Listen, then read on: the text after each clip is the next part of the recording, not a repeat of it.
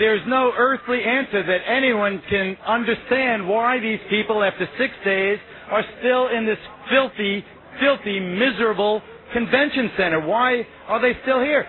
They were told to go to the convention center. They did. They've been behaving. The attitude there is unbelievable, how organized they are, how supportive they are of each other. They have not started any melees, any riots, nothing. They just want food and support. And what I saw there, I've never seen in this country. And we need to really look at this situation in this convention center. It's getting very, very crazy in there and very dangerous. And somebody needs to come down with a lot of food, a lot of water. There's no hostility there, so they don't need to be bringing any guns or anything like that. They need support. These people are very desperate. I saw 2 gentlemen die in front of me because of dehydration. I saw a baby near death. I saw Fox News on Wednesday, and people were here at this building, the convention center, saying, get us out of here, help us, help us. And now it's 48 hours after that, and the people are still here. None of them, as far as I know, not a single one has been bussed out of here. They're all still here. Why is that? God, I wish I knew. I wish someone could tell me. Where are the buses? Look in the face of the baby. This is it. This is it. No sugarcoating, no political spin, no Republicans or Democrats. People suffering. Mike Whitney released an article called The Siege of New Orleans on September 8, 2005. Quote, neither the mainstream media nor the alternative leftist websites have told the true story of what really happened in the aftermath of Hurricane Katrina. For the people of the region, it was the greatest natural catastrophe they'd ever faced. For the Bush administration, it was just another opportunity to use fear and anarchy to advance their global agenda. The administration intentionally withheld desperately needed aid to the city to force Governor Kathleen Blanco into surrendering control of the National Guard and local police to federal authority. This explains why neither FEMA nor Homeland Security nor the Pentagon lifted a finger to help the distraught townspeople for 4 full days. The administration was using vital supplies as bargaining chips to bribe the governor into submission. The goal was to dismantle regional defenses and militarize a major port city. The Katrina disaster provided the cover for the Pentagon to launch military operations against U.S. citizens for the first time in modern history. Their effort was badly bungled, but the attempt is chilling nonetheless. The strategy that was applied to New Orleans has been used across the nation, although to a lesser degree. Rumsfeld has consistently tried to undermine local preparedness and state control so that he can insert the military into domestic affairs.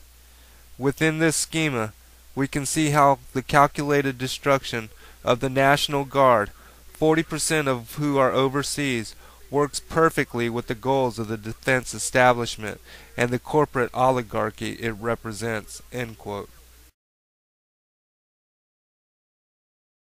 They won't let them walk out of there because I'm standing right above that convention center. And what they've done is they've locked them in there. The government said, you go here and you'll get help. Or you go in that Superdome and you'll get help. And they didn't get help.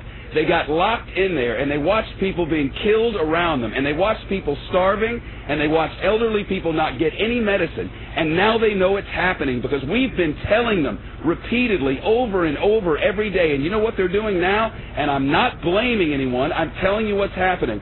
They have set up a checkpoint at the bottom of this bridge.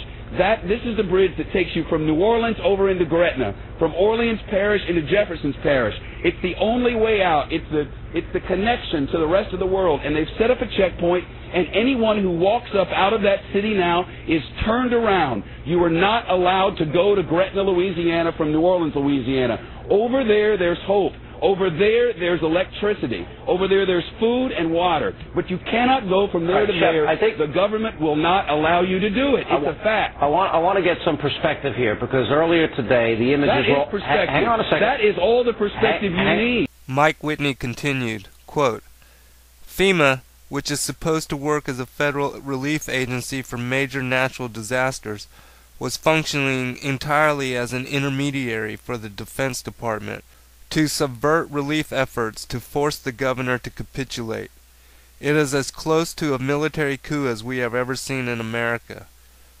The stories of how FEMA tried to sabotage aid and communications are too numerous to record here, but they will undoubtedly surface over time on the internet. The fact is, however, that FEMA was simply executing a larger plan to undermine operations and pave the way for a military takeover of all relief-related activities. That would serve as a tacit invitation for the first military occupation of an American city and covert declaration for martial law in America." End quote. We have been abandoned by our own country. Hurricane Katrina will go down in history as one of the worst storms ever to hit an American coast, but the aftermath of Hurricane Katrina will go down as one of the worst abandonments of Americans on American soil ever in U.S. history. I am personally asking our bipartisan congressional delegation here in Louisiana to immediately begin congressional hearings to find out just what happened here. Why did it happen? Who needs to be fired? And believe me, they need to be fired right away, because we still have weeks to go in this tragedy. We have months to go. We have years to go. And whoever's at the top of this totem pole, that totem pole needs to be chainsawed off, and we've got to start with some new leadership. It's not just Katrina that caused all these deaths in New Orleans here. Bureaucracy has committed murder here in the greater New Orleans area, and bureaucracy has to stand trial before Congress now. It's so obvious. FEMA needs more congressional funding. It needs more presidential support. It needs to be a cabinet-level director. It needs to be an independent agency that will be able to fulfill its mission to work in partnership with state and local governments around America. FEMA needs to be empowered to do the things that was created to do. It needs to come somewhere like New Orleans with all of its force immediately, without red tape, without bureaucracy, act immediately with common sense and leadership, and save lives. Forget about the property. We can rebuild the property. It's got to be able to come in and save lives.